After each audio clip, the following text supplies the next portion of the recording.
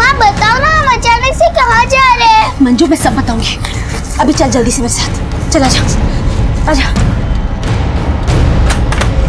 चल।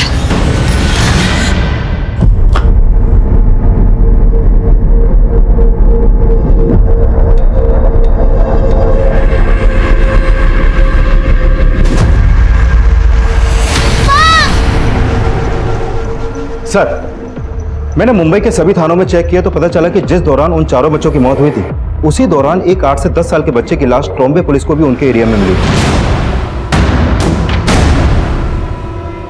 और उस बच्चे की मौत भी ऑर्गन फेलियर की वजह से हुई। लेकिन सर, भाईंदर में मिले बच्चे की तरह ट्रॉम्बे में मिले बच्चे को भी मॉलेस्ट नहीं किया गया था।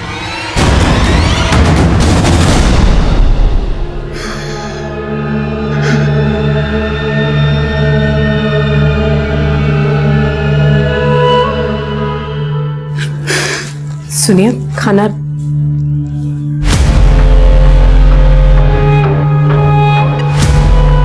मुझे पता है सिर्फ आपकी गलती नहीं है,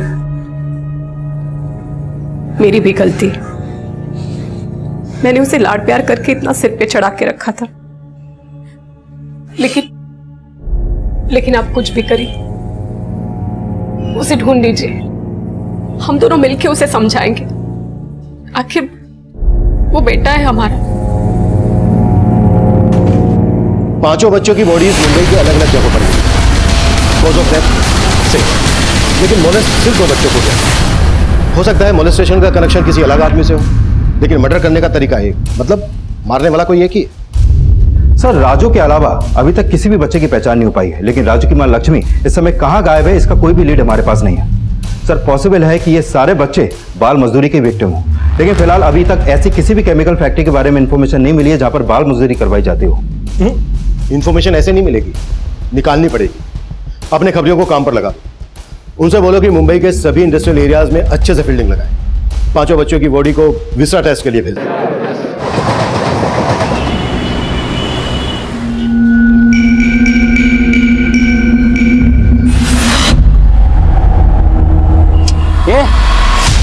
ये उठ।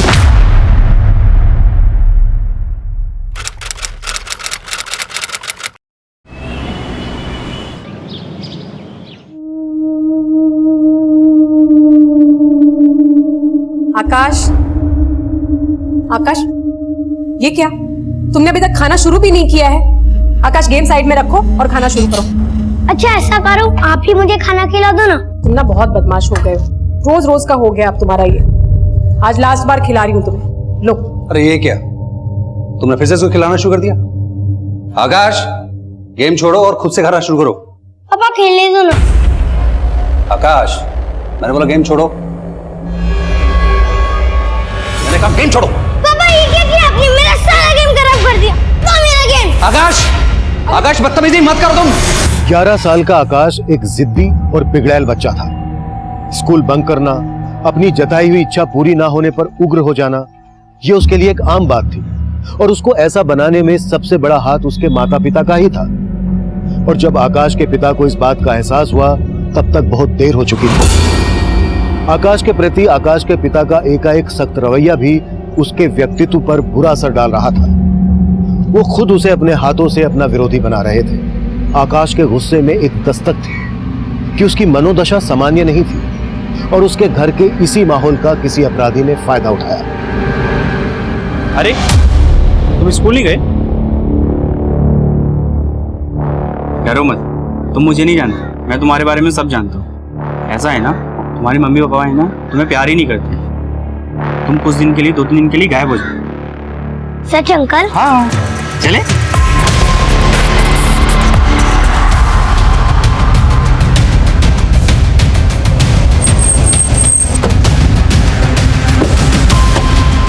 पीछे हटे, हटो हटो हटो।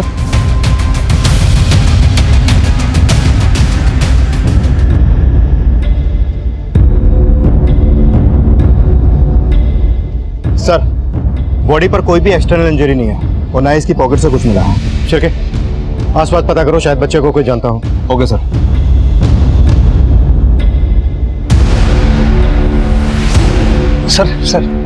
सर हमारे बेटे आकाश का कुछ पता चला? देखिए हम पता कर रहे हैं, जैसे कुछ खबर आती है मैं बताता हूँ आपको। अब क्या पता कर रहे? 6 महीने से हम यही सुन रहे हैं कि आप पता कर रहे। अभी तक आप मेरे बच्चे को ढूंढ नहीं पाए। मेरा बच्चा क्या कर रहा होगा, किस हाल में होगा?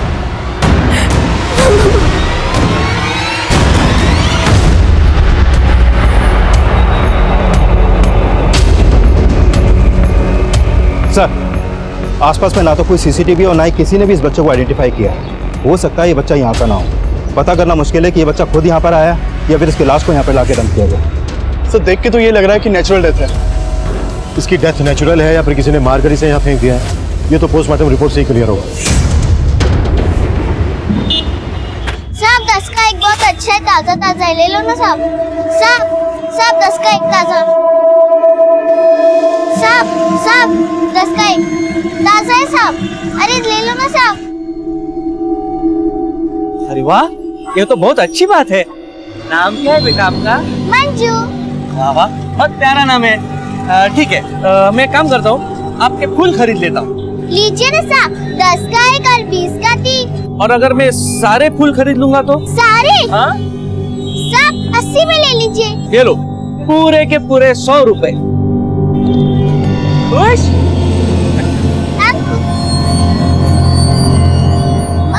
अंकल ने सारे फूल खरीद लिए, ये लो 100 रुपए। हाँ? अरे वाह रे कमला, तेरी बेटी ने तो आज एकदम धमाल कर दिया। एक काम करते, इसी बहाने आज वो चिकन पार्टी करते। एक खबरदार जो मेरी कमाई पे नजर लगाए, समझी ना? चल भाग यहाँ से। हाँ जाती हूँ। बड़ी आई मंजू, ये फूल बेच में आती है।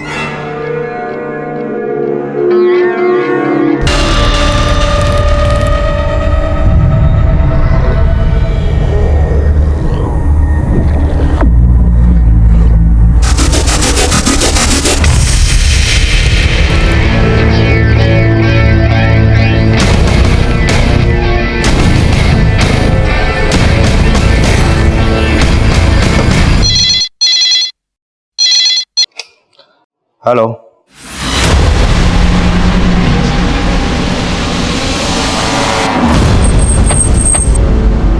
सर बोरीवली में जिस बच्चे की लाश मिली थी उसके फोटो सारे थानों में सर्कुलेट करवा दिए, लेकिन कहीं से कोई अपडेट नहीं कि उस बच्चे की कहीं मिसिंग रिपोर्ट फाइल की गई हो। सर बच्चे की पहचान लगाना मुश्किल हो रहा है। सर, उस बच्चे का पोस्टमार्टम करने वाले डॉक्टर का फोन आया था। उन्होंने बताया कि उस बच्चे को काफी लंबे समय से मोलेस्ट किया जा रहा था।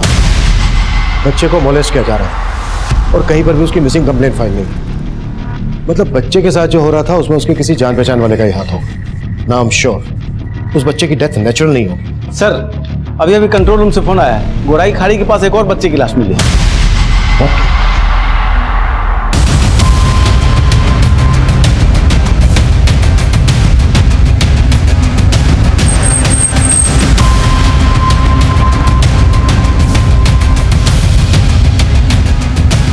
महज 2 दिन के अंदर मुंबई की 2 अलग अलग जगहों पर हमें 2 बच्चों की लाशें मिली, लेकिन हम उनकी पहचान नहीं कर पा रहे थे।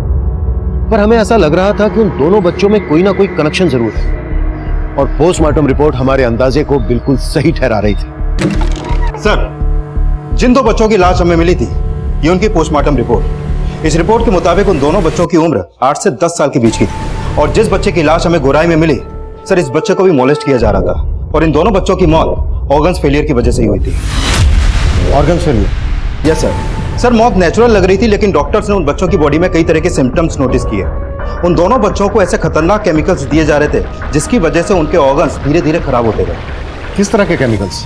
सर ये तो फिगर आउट नहीं हो पाया है, लेकिन डॉक्टर्स का मानना यह है कि जिस तरह का खाना बच्चे खा रहे थे, शायद वो केमिकल्स उसी खाने में मिलाकर बच्चों को दिया जा रहा था। मतलब बच्चों को पर्पसली केमिकल्स दिए जा रहे थे ताकि बच्चे धीरे धीरे मर सके। दोनों बच्चों की मौत कब हुई? सर इन दोनों मौत में 2 दिन का गैप है और दोनों बच्चों की मौत एक ही वजह से हुई, शरीर में केमिकल का होना। और दोनों बच्चों को मोलेस्ट भी किया जाता था। शायद दोनों बच्चों का आपस में कोई कनेक्शन है और इन्हें मोलेस्ट करने वाला और मारने वाला कोई एक ही।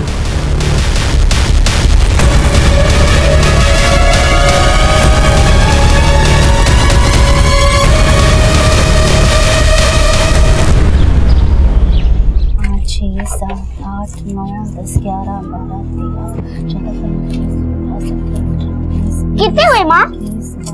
माँ कितने हुए? भुला दिया ना मंजू, कितना बोलती है। अब चुप, फिर से गिनने पड़ेंगे मुझे। 1 2 3 4 5 6। अब मुंह पे उंगली रखकर बैठी रहेगी। पूछ अब क्या पूछना है। अच्छा माँ, तो इन पैसों की 2 हिस्से क्यों करती है? एक खर्चे के लिए और एक तेरे लिए। मेरे लिए? हाँ तो तू बड़ी होगी तो तेरी शादी करनी पड़ेगी ना। मेरी शादी कब? मंजू तू कितना बोलती है, पहले बड़ी तो हो जा। अच्छा सुन, राशन वाले के यहाँ से जाकर दाल चावल ले, बाकी बातें खाना बनाते बनाते करेंगे। ये ले पकड़।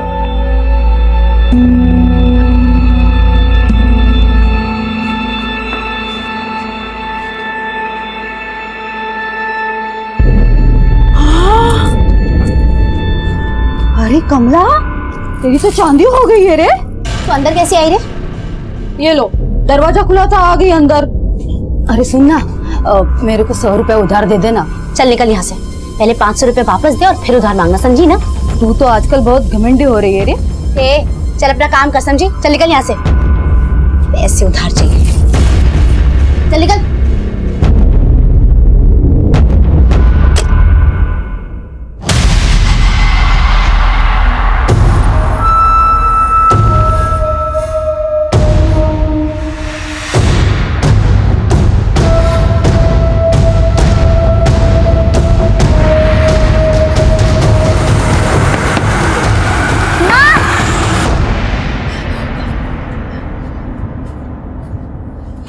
मंजू, क्या हुआ? इतनी घबराई सी क्यों है? माँ, वहाँ पुलिस है। पुलिस?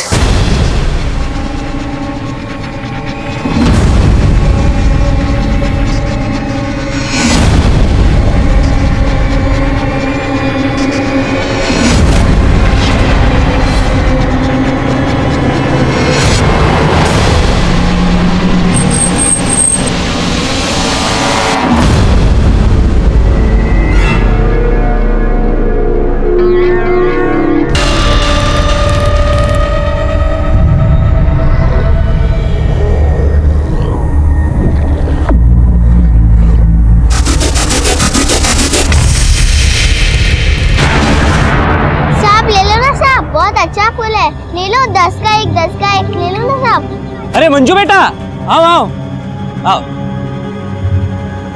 आओ ना बेटा, एक अच्छी सी फोटो निकालते हैं। हाँ, ये देख मंजू, इधर आ।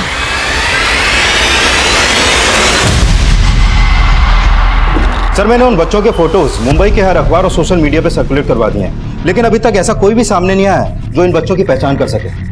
लेकिन सर, गोरेगांव पुलिस से भी एक इन्फॉर्मेशन मिली है। गोरेगांव पुलिस को भी उनके एरिया में एक 8 से 10 साल के बच्चे की लाश मिली।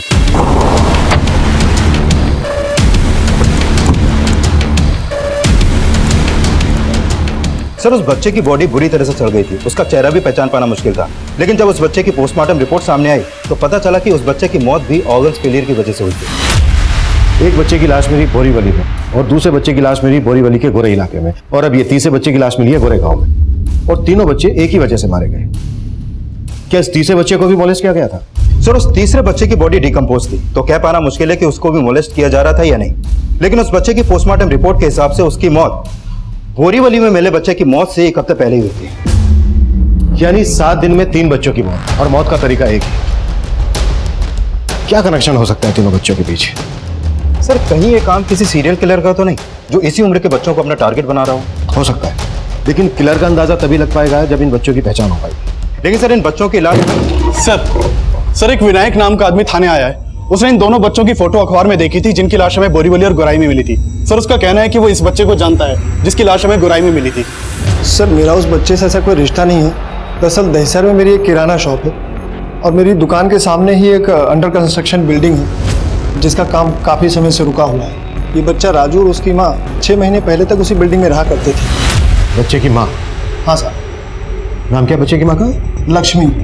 सर, ये मेहनत मजदूरी करते हैं और मेरी दुकान से उधार राशन लिया करते थे, लेकिन 6 महीने पहले से मैंने उनको कहीं देखा नहीं। क्या तुम स्कूल में पढ़ना चाहती हो? तो क्या, मैं तुम्हारा स्कूल में दाखिला करवाना चाहता हूँ, चलोगी मेरे साथ? ए साहब, तेरी नियत अच्छे से समझ रही है मैं। रोज रोज 100 का नोट दिखाकर आज स्कूल कर रहा है। अरे बहन, बस तेरे जैसे लोग रोज आते हैं यहाँ पे, बच्चे को हमदर्दी दिखाकर उसका फायदा उठाना चाहता है। नहीं, आप गलत सोच रही हैं, मैं तो आपकी मदद। कोई जरूरत नहीं है मदद करने की, और आज के बाद अगर मेरी बच्ची को छुआ ना तो तेरा हाथ काट कर फेंक दूंगी, समझा ना? चल निकल यहाँ से, उठ।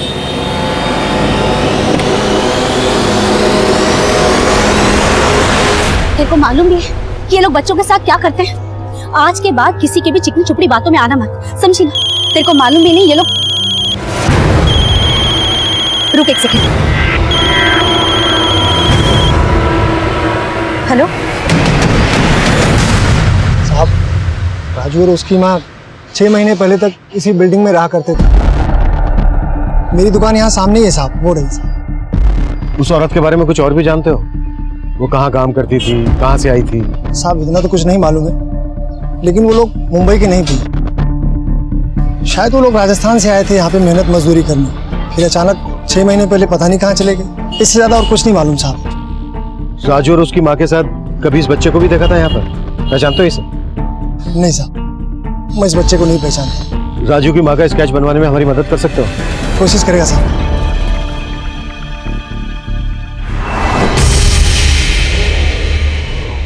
तो कह रही है ये तेरे को मंजू को साथ बनाने को बोला था ना? मंजू की तबीयत ठीक नहीं है भाई।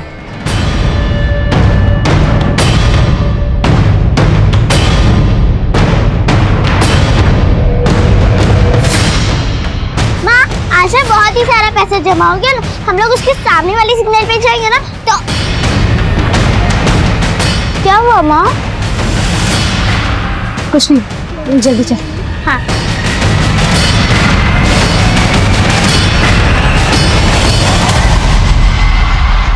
जिस अंडर कंस्ट्रक्शन बिल्डिंग में राजू और उसकी माँ लक्ष्मी रहते थे, वहां पर पता करो, शायद इनके बारे में हमें और भी कुछ पता चल जाए।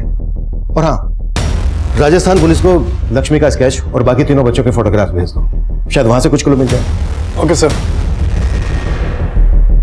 2 बच्चों को मोलेस्ट किया जा रहा था और तीसरे बच्चे की भी यही संभावना है। तीनों बच्चों की बॉडीज में जानलेवा केमिकल्स। चक्कर क्या है?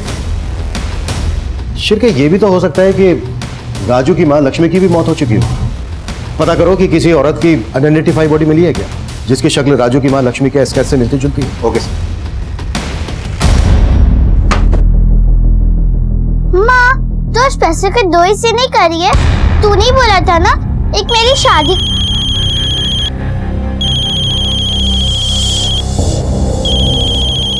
मंजू, तू पोटली बांध में आती है।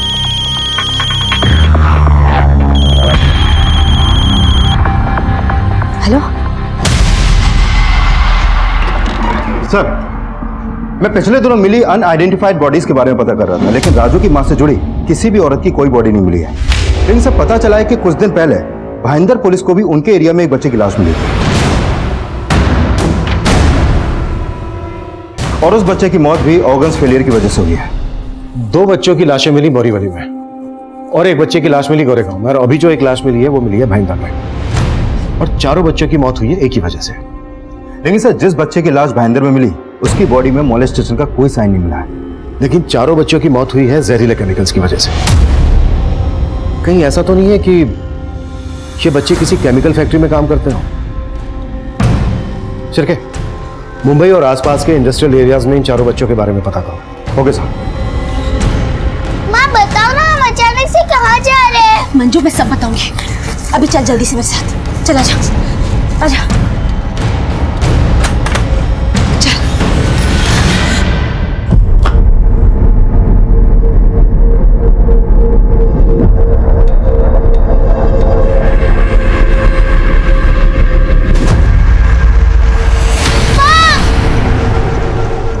सर, मैंने मुंबई के सभी थानों में चेक किया तो पता चला कि जिस दौरान उन चारों बच्चों की मौत हुई थी, उसी दौरान एक 8 से 10 साल के बच्चे की लाश ट्रॉम्बे पुलिस को भी उनके एरिया में मिली थी, और उस बच्चे की मौत भी ऑर्गन्स फेलियर की वजह से हुई। लेकिन सर, भाईंदर में मिले बच्चे की तरह ट्रॉम्बे में मिले बच्चे को भी मोलेस्ट नहीं किया गया था।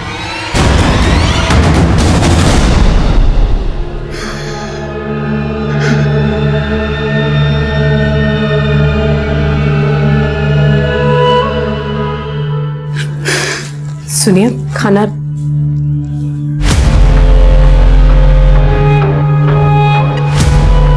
मुझे पता है सिर्फ आपकी गलती नहीं है, मेरी भी गलती। मैंने उसे लाड प्यार करके इतना सिर पे चढ़ा के रखा था, लेकिन आप कुछ भी करिए, उसे ढूंढ लीजिए। हम दोनों मिलके उसे समझाएंगे। आखिर वो बेटा है हमारा। पांचों बच्चों की बॉडीज मुंबई के अलग अलग जगहों पर मिली। कॉज ऑफ डेथ सेम, लेकिन मोलेस्ट सिर्फ 2 बच्चों को किया। हो सकता है मोलेस्टेशन का कनेक्शन किसी अलग आदमी से हो, लेकिन मर्डर करने का तरीका एक, मतलब मारने वाला कोई एक ही है। सर राजू के अलावा अभी तक किसी भी बच्चे की पहचान नहीं हो पाई है, लेकिन राजू की मां लक्ष्मी इस समय कहां गायब है इसका कोई भी लीड हमारे पास नहीं है। सर पॉसिबल है कि ये सारे बच्चे बाल मजदूरी के विक्टिम हों, लेकिन फिलहाल अभी तक ऐसी किसी भी केमिकल फैक्ट्री के बारे में इंफॉर्मेशन नहीं मिली है जहां पर बाल मजदूरी करवाई जाती हो। इंफॉर्मेशन ऐसे नहीं मिलेगी, निकालनी पड़ेगी। अपने खबरियों को काम पर लगा दो, उनसे बोलो कि मुंबई के सभी इंडस्ट्रियल एरियाज में अच्छे से फील्डिंग लगाएं। पांचों बच्चों की बॉडी को विसरा टेस्ट के लिए भेज। विसरा टेस्ट डिटेल पोस्टमार्टम का ही एक हिस्सा होता है, जिसमें डॉक्टर बॉडी के इंटरनल ऑर्गन्स को क्लोजली एग्जामाइन करते हैं।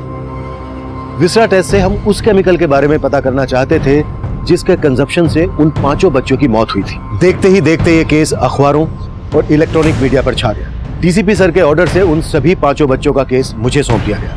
हमने बाल मजदूरी से लेकर सीरियल किलर होने की सभी पॉसिबिलिटीज पर काम करना शुरू कर दिया।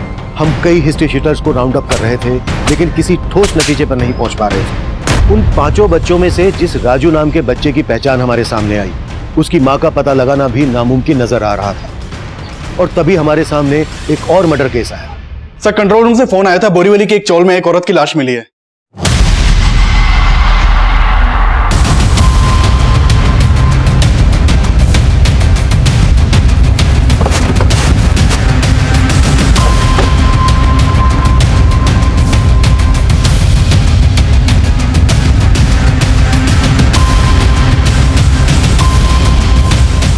साहब अंदर जो है ना वो कमला है, वो अपनी बेटी मंजू के साथ यहाँ रहती थी। जब मैं सुबह आई तो देखा दरवाजा खुला था और उसके अंदर लाश। और कमला की बेटी? मैं आई थी तो वो वहाँ नहीं थी।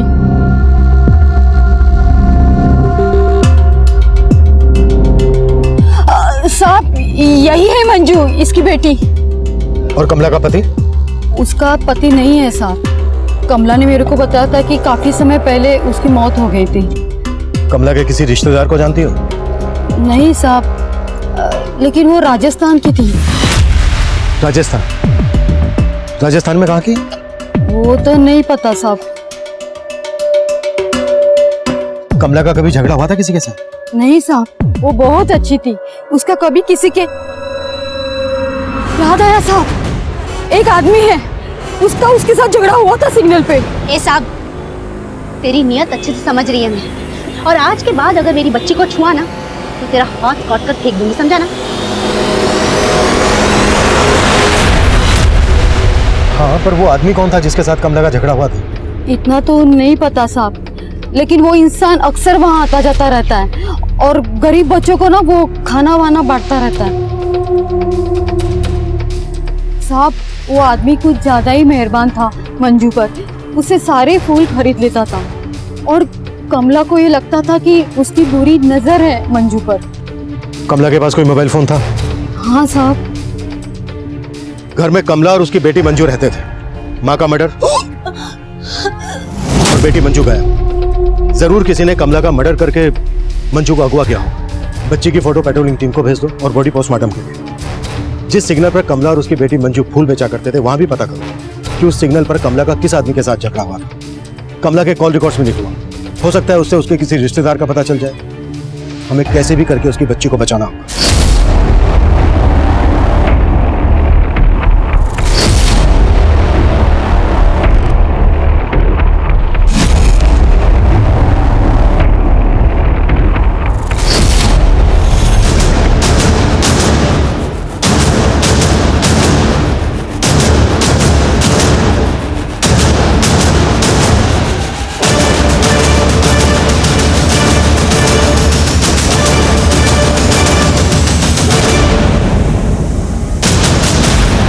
सर इन सभी बच्चों की विसरा रिपोर्ट आ गई है।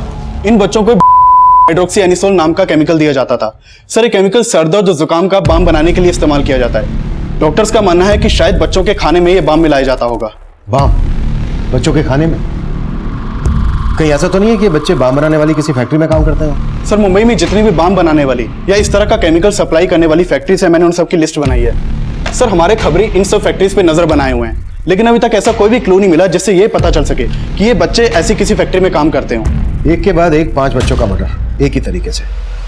उसके बाद कमला का मर्डर सामने आया और फिर पता चला कि उसकी बच्ची मंजू गायब। कहीं इन बातों का आपस में कुछ कनेक्शन तो नहीं? सर, कमला जिस सिग्नल पर बैठती थी वहां के एक सीसीटीवी में वो आदमी कैप्चर हुआ है जिससे कमला का झगड़ा हुआ था।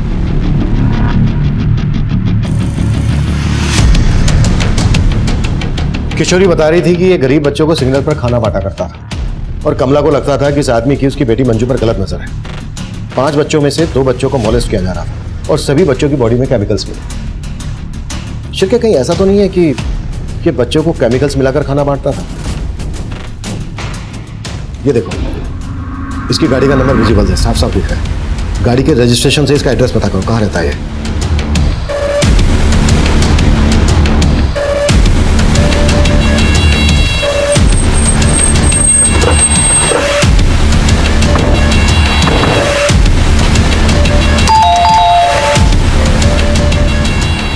जी, पूरा घर चेक करो और अच्छे से चेक करो। सुनिए, क्या कर रहे हैं आप? मंजू कहाँ? मंजू?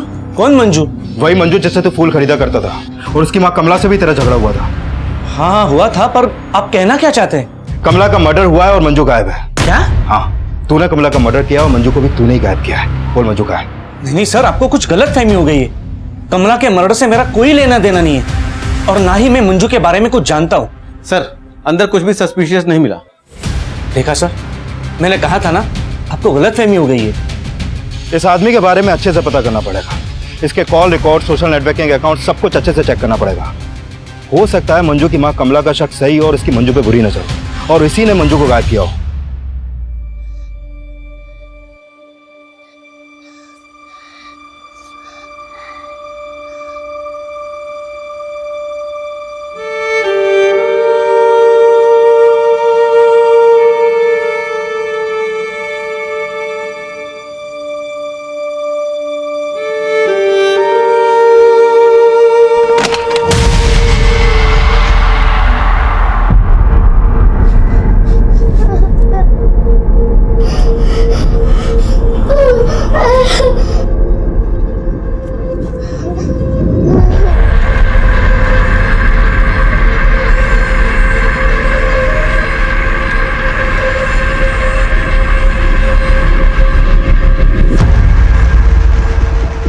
कमला जिस सिग्नल पर फूल बेचा करती थी वहां राजू, उसकी मां और बाकी 4 बच्चों के बारे में तो कोई इन्फॉर्मेशन नहीं मिली है, लेकिन यह पता चला है कि उसी सिग्नल पर वकार जिन बच्चों को खाना बांटा करता था वहां से वो बच्चे अचानक से गायब हो गए। और जब मैंने वकार का सोशल नेटवर्किंग अकाउंट चेक किया तो पता चला कि वकार ने उन सभी बच्चों के साथ अपने अकाउंट पर कुछ फोटोज अपलोड किए हैं।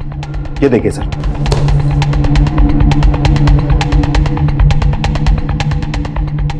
ये भी तो हो सकता है कि वकार इन फोटोग्राफ और पोस्ट से यह साबित करना चाहता हो कि वो बच्चों के भले के लिए चैरिटी करता है, जबकि सच्चाई इसकी कुछ और ही हो। नहीं सर, वकार के कॉल रिकॉर्ड में तो ऐसा कुछ भी सस्पिशियस नहीं मिला है। एक काम करो, इसकी हर एक्टिविटी पे नजर रखो। हो सकता है ये उन 5 बच्चों को भी जानता हो जिनकी लाशें हमें मिली और ये भी जानता हो कि मंजू इस वक्त गायब कहाँ है।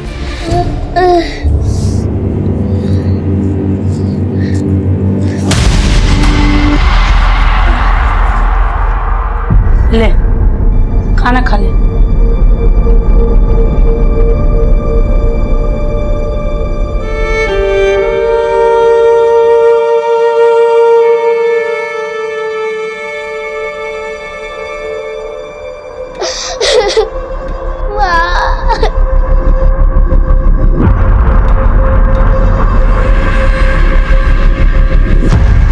वकार हमारे शक के दायरे में था, लेकिन कमला से जुड़े राज हमें अब और भी ज्यादा उलझाने वाले थे।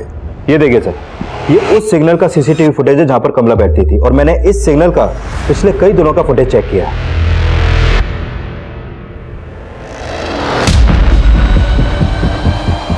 ये वही कार है जो इस सिग्नल पर रोजाना आती थी और कमला इसी कार की डिक्की से कार्टून लेती थी।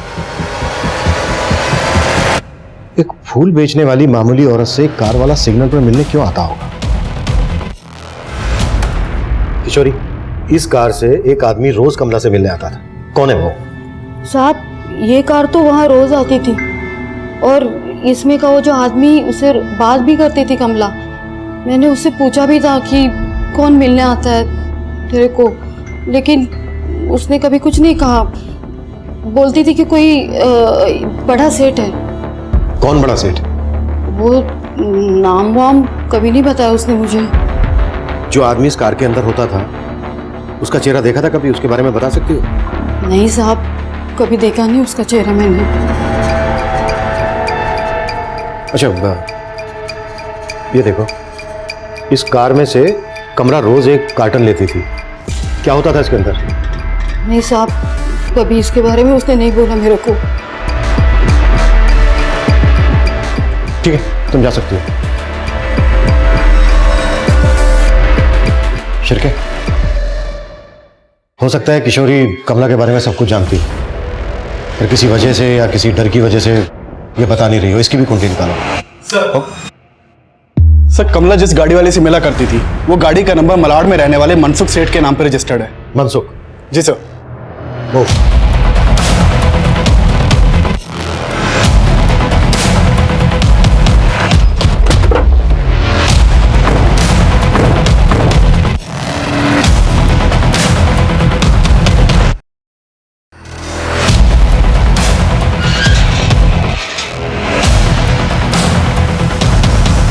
कमला? कौन कमला सर? ये है कमला। पहचाना? सर, मैं ऐसी किसी औरत को नहीं जानता। और आप ये सब मुझे क्यों पूछ रहे हैं सर? मनसुख, ज्यादा चालाक बनने की कोशिश मत कर। तुम्हारी गाड़ी सिग्नल के सीसीटीवी में कैप्चर हुई है। इस औरत का मर्डर हो चुका है। कुछ भी हमसे छिपाने की कोशिश मत करना। सर, मानता हूं कि वो गाड़ी मेरी है, लेकिन मैं उसे यूज नहीं करता सर। हो सकता है कि मेरा ड्राइवर उस औरत को जानता हो सर। कौन ड्राइवर? सर, विक्रांत। वही ये कार चलाता था, लेकिन पिछले 3 दिन से छुट्टी पे है सर, और उसका फोन भी नहीं लग रहा है। रहता कहाँ है विक्रांत? सर, मालूनी में कहीं रहता है, लेकिन उसका एड्रेस नहीं पता है मुझे। नंबर दो विक्रांत को।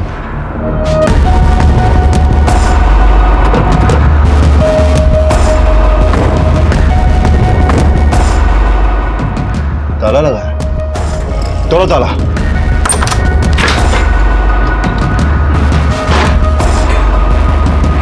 पूरा रूम चेक करो अच्छे से।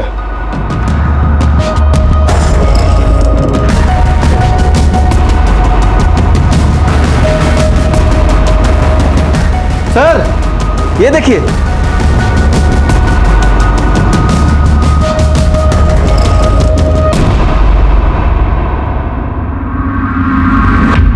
सर, ये उसी तरह के केमिकल्स हैं जो उन 5 बच्चों की बॉडी में पाए गए थे। ये सभी केमिकल्स के पैकेट विक्रांत की चोल से मिले सर, और ये विक्रांत की तस्वीर भी वहीं से मिली है। मनसुख की कार रोज उस सिग्नल पर जाती थी, और मनसुख का कहना है कि उसे इस बारे में कुछ नहीं पता। शायद उसका एक ड्राइवर विक्रांत कार लेकर जाता होगा, और कमला इस कार से रोज एक कार्टन लेती थी। सर, हो सकता है कि उन्हीं कार्टन्स में इस तरह के केमिकल्स हों, क्योंकि ये तो साफ है कि विक्रांत का कमला से कनेक्शन था। उन दोनों के बीच में काफी फोन कॉल्स होते थे। सर, कमला की पोस्टमार्टम रिपोर्ट के मुताबिक कमला का मर्डर स्टैबिंग से हुआ था। सर, डॉक्टर्स ने कमला के बारे में एक चौंकाने वाली बात बताई है। सर, मंजू कमला की बेटी नहीं हो सकती, क्योंकि कमला की मेडिकल रिपोर्ट से यह साफ है कि कमला ने कभी कंसीव ही नहीं किया। तो सर, कमला मंजू तो क्या किसी बच्चे की मां नहीं हो सकती। क्या? किशोरी तो कह रही थी कि मंजू कमला की बेटी है। मंजू अगर कमला की बेटी नहीं थी तो मंजू का कमला से रिश्ता क्या होगा? क्या ये जवाब कमला की हत्या और मंजू के गायब होने से जुड़ा था? सवाल पेचीदा थे, और अब हमें एक ऐसी इंफॉर्मेशन मिलने वाली थी जो इस केस से जुड़े हर इंसान का आपस में कनेक्शन होने की संभावना पुख्ता कर रही थी। सर, मैंने विक्रांत के सेठ मनसुख और उसकी फैमिली के बारे में पता किया। मनसुख और उसकी फैमिली भी राजस्थान के रहने वाले हैं। मनसुख राजस्थान का, कमला राजस्थान की, और राजू की मां लक्ष्मी भी राजस्थान की। हो सकता है मनसुख का कमला के साथ कोई कनेक्शन हो, और विक्रांत को गायब करने के पीछे मनसुख की कोई चाल हो। शिरके, मनसुख के कॉल रिकॉर्ड्स, इसकी हर एक एक्टिविटीज पर नजर रखो। Okay sir. सर, मैंने विक्रांत के कॉल रिकॉर्ड चेक किए। विक्रांत का फोन कमला की हत्या वाली रात से बंद है। और सर, एक किशोरी भी विक्रांत के साथ फोन पे टच में थी।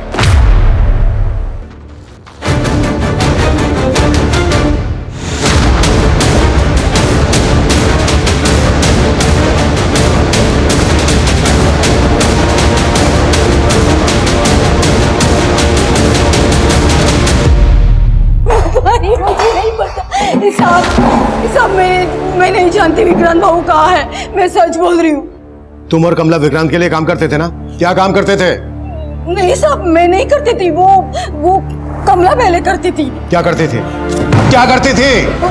वो जो सारे बच्चे जो भीख मांगते थे ना साहब, वो विक्रांत बाबू के थे और कमला उन बच्चों पर नजर रखती थी। वो बच्चे भीख मांग कर जो पैसे लेके आते थे वो कमला को दे देते थे। फिर कमला वो आधे पैसे अपने पास रखती थी और आधे विक्रांत को दे देती थी।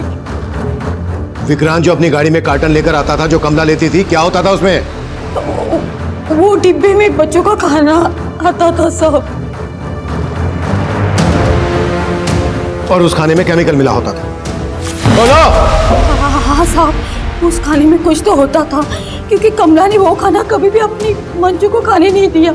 कुछ दिन पहले विक्रांत वो बाबू वहाँ आए थे और मुझे अचानक से बोलने लगे कि देख किशोरी, कमला जो कर सकती है ना, तू भी कर सकती है। हाँ भाऊ, लेकिन अरे कमला को दूसरी जगह शिफ्ट कर रहा हूँ ना मैं। मैंने भी लालच में आकर उसको हाँ कर दी। फिर अचानक कमला का मर्डर हो गया। इसके अलावा मुझे कुछ नहीं पता साहब। क्या ये बच्चे भी पहले उस सिग्नल पर भीख मांगा करते थे? देखो, ध्यान से देखो इन्हें। ये राजू है और ये गुड्डू, ये दोनों वहाँ काम करते थे। मंजू, कितनी बार बोला इन मंगतों के साथ मत खेला कर, समझ में नहीं आता ना? और तुम लोग चलो काम करो। कमला ने हमेशा मंजू को इनसे दूर रखा, फिर अचानक ये गायब हो गए। गायब नहीं हुए हैं, मौत हो गई है इनकी कोई केमिकल वाला खाना खाने से। बाकी के जो बच्चे हैं वहां पर भीख मांगते थे, वो कहाँ हैं? मुझे नहीं मालूम साहब।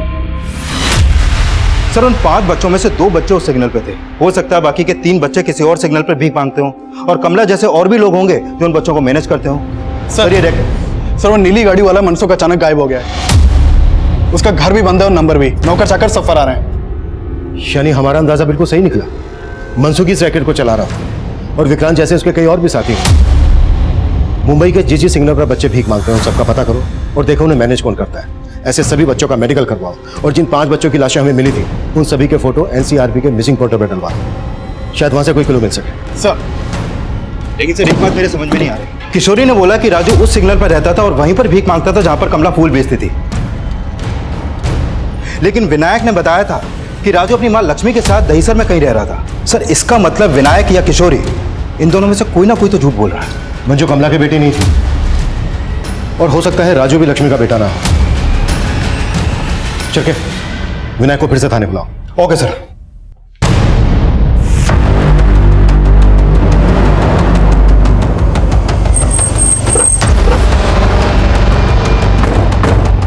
जो विनायक उन 5 बच्चों में से एक बच्चे की पहचान बताने हमारे पास आया, अब वो भी गायब था। कमला, किशोरी, विक्रांत और मनसुख के बाद विनायक भी इस नेक्सस का हिस्सा लग रहा था। लेकिन उसने एक ही बच्चे की पहचान क्यों की, किस मकसद से की, ये तब हम समझ ही नहीं पा रहे थे। इस नेक्सस की जड़ों तक पहुंचने के लिए हमने मुंबई के कई सिग्नल्स पर छानबीन शुरू कर दी।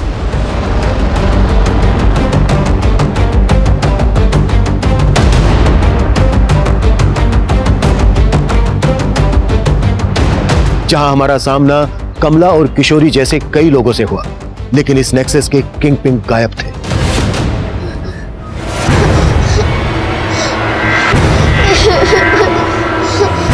सिग्नल्स पर भीख मांगने वाले हम कई बच्चों का मेडिकल टेस्ट करवा रहे थे और एनसीआरबी की मिसिंग रिपोर्ट में हमें ऐसे कई बच्चों का डेटा मिला जो काफी लंबे समय से गायब थे। और इसी छानबीन में हमें आकाश का पता चला जो पिछले 6 महीने से दिल्ली से लापता था। आकाश, मेरे बच्चे को क्या हो गया? मेरा बच्चा। मंजू जैसे कई बच्चे गायब कर दिए गए थे। इसका सिरा ढूंढना भी मुश्किल लग रहा था, लेकिन जल्द ही हमें विनायक की एक इंफॉर्मेशन मिली।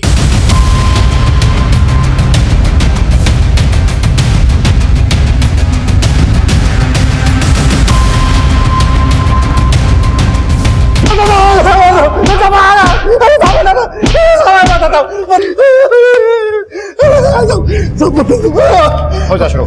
साहब इस रैकेट से मेरा कोई लेना देना नहीं है साहब। विक्रांत के दिए जहां से मैं आ गया साहब, उसका मेरी दुकान पे रोज आना जाना था साहब। वो एक दिन आया और मुझसे बोला कि पुलिस इन 2 बच्चों की पहचान ना बहुत जोरों शोरों से कर रही है। देख मैं चाहता हूँ उनमें से एक की पहचान तो खुद पुलिस स्टेशन जाके कर। देख भाई, मुझसे लफड़े वाला काम नहीं हो पाएगा। तेरा ही फोन आया था ना, पैसे चाहिए कुछ 50,000 रुपये देता मैं तुझे इसके 50,000।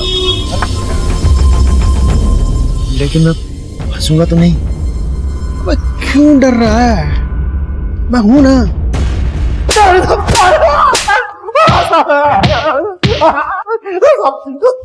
बोल, और क्या क्या झूठ बोल रहा है? विक्रांत कहाँ है? मुझे नहीं मालूम साहब, लेकिन वो पुणे में हो सकता है साहब। विक्रांत का दूसरा नंबर तो होगा ही तेरे पास? हाँ है साहब, एक नंबर है।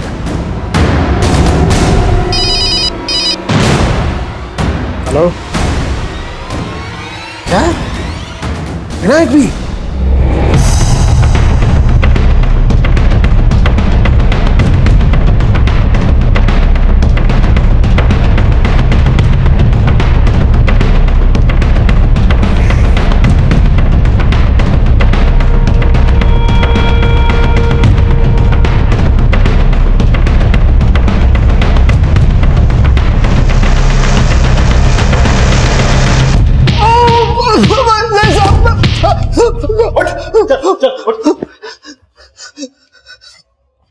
मनसुख कहाँ है? साहब मुझे मनसुख सेठ के बारे में कुछ नहीं मालूम। जल्दी बोलते मनसुख कहाँ है, जल्दी बोलते नहीं तो टैटवा यहीं दबा दूंगा। बोल। साहब मैं तो खुद ही बच के छिप रहा था, मुझे मनसुख सेठ के बारे में कुछ नहीं पता साहब। कमला तो तुम लोगों के लिए काम करती थी, फिर उसे क्यों मारा? ये मंजू को भी सेठ ने कहीं से खरीदा था और उसे कमला को संभालने के लिए बोला, ताकि जब वो बड़ी हो तो उसका दाम अच्छा मिल सके। लेकिन साहब वो मंजू को अपनी बेटी समझने लग गई और उसके साथ भागने की तैयारी कर रही थी। सेठ मेरे को बोला और मैं उसको। मंजू कहाँ है? मंजू कहाँ है? सेठ के कहने पे।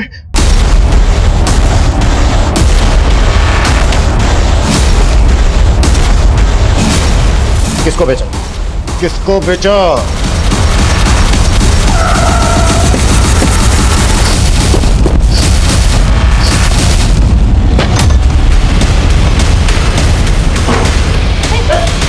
चलो इसको अंदर लो। उठाओ उठाओ, बच्ची कहाँ है?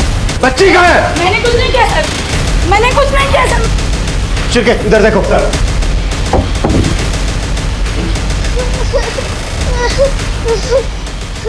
नहीं बेटा, बेटा बिल्कुल मत डरो, हम आपको यहाँ से ले जाने आए, आप डरो मत।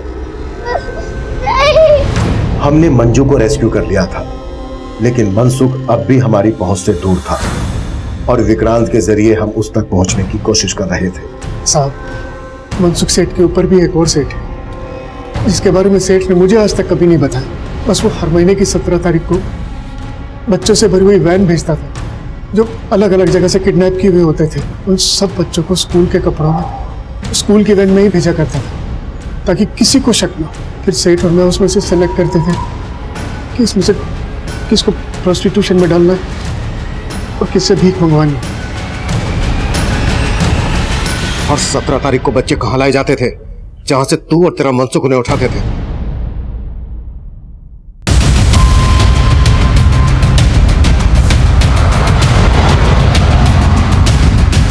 बाहर निकालो इसको। तुम उधर जाओ टंकी के पीछे। चुप चुप चुप।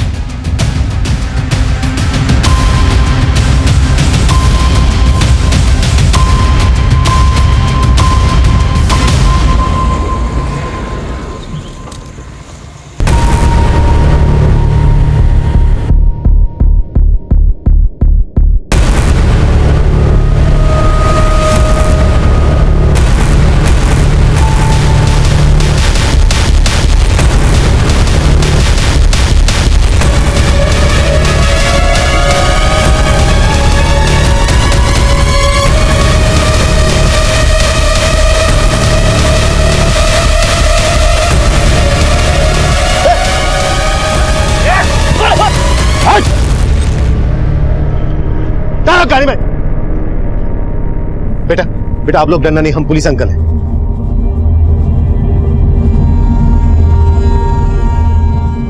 आखिरकार हमने इस नेक्सस के किंग पिन मनसुख को अरेस्ट कर लिया था और ऐसे कई बच्चों को रेस्क्यू किया जिन्हें आकाश और मंजू की तरह ट्रैफिकिंग, मोलेस्टेशन और बैगरी रैकेट्स जैसे अपराधों में धकेला गया था। हर अपराध होने से पहले अपनी दस्तक जरूर देता है। अगर हम सतर्क हैं तो समय रहते ऐसे अपराध से बचा जा सकता है। अब मैं सीनियर इंस्पेक्टर अभिमन्यु जिंदल आपसे विदा लेता हूं। आपसे फिर मुलाकात होगी एक नए केस के साथ। देखते रहिए क्राइम पेट्रोल दस्तक। मकसद बताना नहीं, बचाना है। अच्छा ऐसा करो, आप ही मुझे खाना खिला दो ना। तुम ना बहुत बदमाश हो गए हो, रोज रोज का हो गया अब तुम्हारा ये। आज लास्ट बार खिला रही हूँ तुम्हें, लो। अरे ये क्या, तुमने फिर से इसको खिलाना शुरू कर दिया? आकाश, गेम छोड़ो और खुद से खाना शुरू करो। पापा खेलने दो ना। आकाश, मैंने बोला गेम छोड़ो। मैंने कहा गेम छोड़ो। पापा ये क्या किया आपने? मेरा सारा गेम खराब कर दिया। वो मेरा गेम। आकाश, आकाश बदतमीजी मत करो तुम। 11 साल का आकाश एक जिद्दी और बिगड़ैल बच्चा था।